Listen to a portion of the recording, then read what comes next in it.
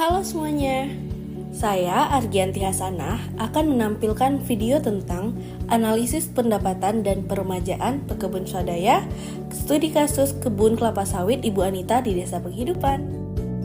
Peremajaan kelapa sawit merupakan suatu upaya strategis yang sangat penting dalam mempertahankan dan meningkatkan produktivitas perkebunan kelapa sawit di Indonesia.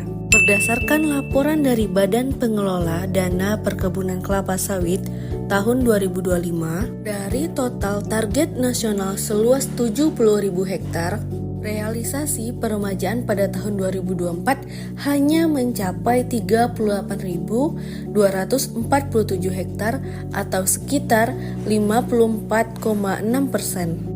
Rendahnya capaian ini mencerminkan adanya hambatan struktural yang kompleks dalam pelaksanaan program. Nah, salah satu kendala utama yang dihadapi adalah kesulitan pekebun dalam memenuhi berbagai persyaratan administratif, antara lain keharusan tergabung dalam kelembagaan pekebun atau kepemilikan legalitas lahan yang sah, seperti sertifikat hak milik atau biasa yang disebut dengan SHM. Ilustrasi konkret dalam permasalahan ini tercermin pada kasus Ibu Anita. Ibu Anita memiliki lahan seluas 7,2 hektar yang terbagi dalam 5 persil. Salah satu persilnya, yaitu persil B, telah berumur 29 tahun dan telah melewati batas umur ekonomis dan berpotensi mengalami penurunan produktivitas yang signifikan. Secara teknis, lahan tersebut telah memenuhi kriteria untuk dilakukan peremajaan. Namun, Ibu Anita belum tergabung dalam kelembagaan pekebun dan tidak memiliki sertifikat hak milik atau SHM atas lahan tersebut. Oleh karena itu, perencanaan kegiatan peremajaan kebun kelapa sawit milik Ibu Anita akan dilaksanakan secara mandiri dengan menggunakan sumber pendanaan dari modal pribadi. Melalui studi kasus ini, akan dilakukan analisis terhadap pendapatan pekebun kelapa sawit swadaya atas nama Ibu Anita, serta kajian kelayakan investasi peremajaan selama satu siklus tanaman kelapa sawit, yaitu periode 2025 hingga tahun 2050. Selain itu, penelitian ini juga akan menganalisis besaran biaya yang diperlukan dalam pelaksanaan peremajaan, serta mengidentifikasi sistem peremajaan yang tepat dan menentukan luasan lahan yang akan diremajakan. Metode yang digunakan dalam penelitian ini adalah yang pertama untuk mencari pendapatan. Yang pertama kita mencari biaya produksi, lalu mencari penerimaan, lalu kita akan mendapatkan pendapatan kotor, kemudian pendapatan bersih sebelum pajak, pendapatan bersih setelah pajak, serta menggunakan net present value dan internal rate of return. Nah, yang terakhir ada biaya peremajaan. Baiklah, kita akan membahas keragaan kebun dari kebun Ibu Anita. Persil A terdiri dari 131 tanaman, luas lahannya 1,5 hektar dengan tanaman berumur 15 tahun.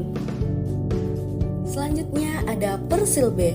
Persil B merupakan persil terluas dengan luas lahan sebesar 2,5 hektar yang terdiri dari 382 tanaman. Lanjut, ada persil C. Luas lahan 1,7 hektar, umur tanaman 2 tahun, serta total tanaman 231 pohon.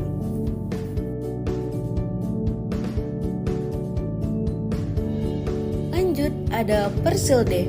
Nah, persil D ini dengan luas lahan 1 hektar, umur tanaman 6 tahun, dengan total tanaman 209 pohon.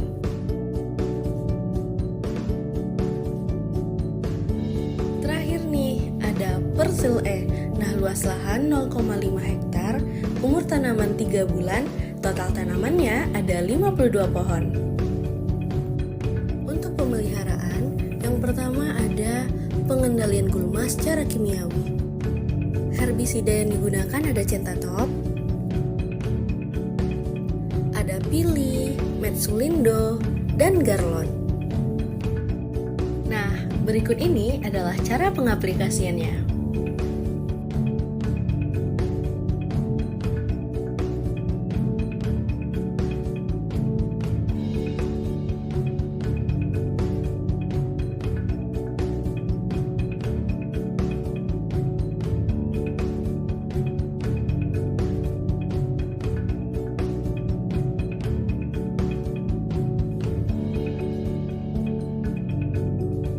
Setelah disemprotkan, nah beginilah hasilnya. Gulma-gulma tersebut akan layu. Pemeliharaan selanjutnya adalah pemangkasan. Pemangkasan bertujuan memudahkan pemotongan tandan buah segar dan pengamatan buah yang masak.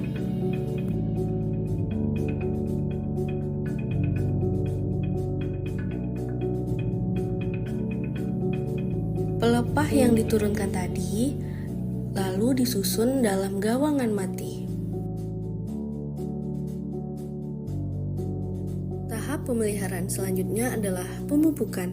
Nah, pemupukan ini merupakan tahap penting yang bertujuan agar menyediakan unsur hara yang diperlukan tanaman sehingga produksinya dapat optimal. Selanjutnya ada kastrasi pada Persilde. Nah, kastrasi ini merupakan aktivitas membuang semua produk generatif, yaitu bunga jantan dan betina pada saat masih berbuah dompet. Tahap akhir dari pemeliharaan adalah panen. Memanen sawit dapat dilakukan pada saat tanaman mulai berumur 3 tahun.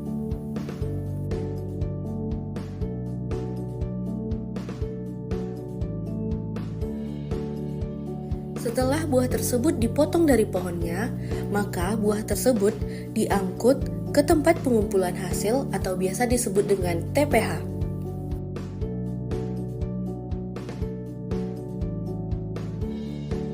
Buah yang sudah dikumpulkan di TPH lalu ditimbang dan juga dimuat ke dalam truk. Jangan lupa, tangkai buah yang panjang harus dipotong pendek terlebih dahulu sebelum dimuat ke dalam truk.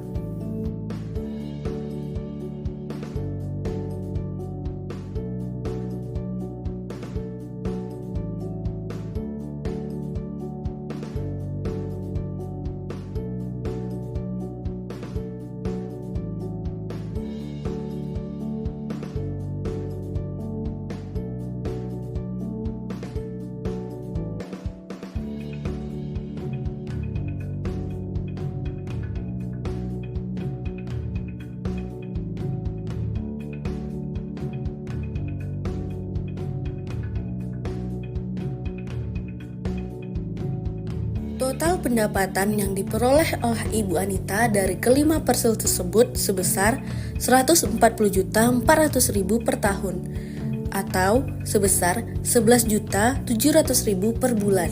Nah, pendapatan ini lebih besar dari upah minimum Kabupaten Kampar yaitu sebesar 3,6 juta per bulan. Berdasarkan hasil analisis kelayakan investasi peremajaan kebun kelapa sawit Ibu Anita, NPV yang dihasilkan sebesar 687 juta per hektarnya. Nah, NPV ini bernilai positif. Maka, investasi pada usaha kelapa sawit tersebut layak secara finansial. Lalu, IRR yang diperoleh sebesar 41%. Nilai IRR tersebut jauh lebih tinggi dibandingkan tingkat suku bunga umum yang berlaku, yaitu sebesar 12%. Maka, usaha kebun kelapa sawit ini mampu menghasilkan tingkat pengembalian yang jauh di atas biaya modal atau tingkat bunga pinjaman yang berlaku. Berikut ini adalah biaya peremajaan dalam 1 hektar untuk persil B. Strategi peremajaan yang tepat adalah dengan pembangunan bertahap yaitu sebesar 1,5 hektar terlebih dahulu agar total pendapatan yang diperoleh per bulan lebih besar daripada upah minimum Kabupaten Kampar. Kesimpulan yang diperoleh dari penelitian ini adalah yang pertama, pendapatan kebun kelapa sawit Ibu Anita lebih besar dari upah minimum Kabupaten Kampar. Nah, yang kedua, peremajaan kelapa sawit Ibu Anita layak untuk dilaksanakan. Yang ketiga, sistem peremajaan yang tepat untuk kebun kelapa sawit Ibu Anita adalah dengan melakukan peremajaan secara bertahap. Saran dari penelitian ini adalah yang pertama, Ibu Anita perlu segera mengurus sertifikat hak milik atas lahan yang dikelola. Nah, yang kedua, Ibu Anita disarankan untuk menggunakan pupuk dan herbisida sesuai dengan rekomendasi teknis. Nah, yang ketiga, penelitian yang disarankan selanjutnya yaitu mengenai perbandingan pendapatan petani sebelum dan sesudah peremajaan bertahap. Berikut ini adalah sumber dan rujukan dalam penelitian ini.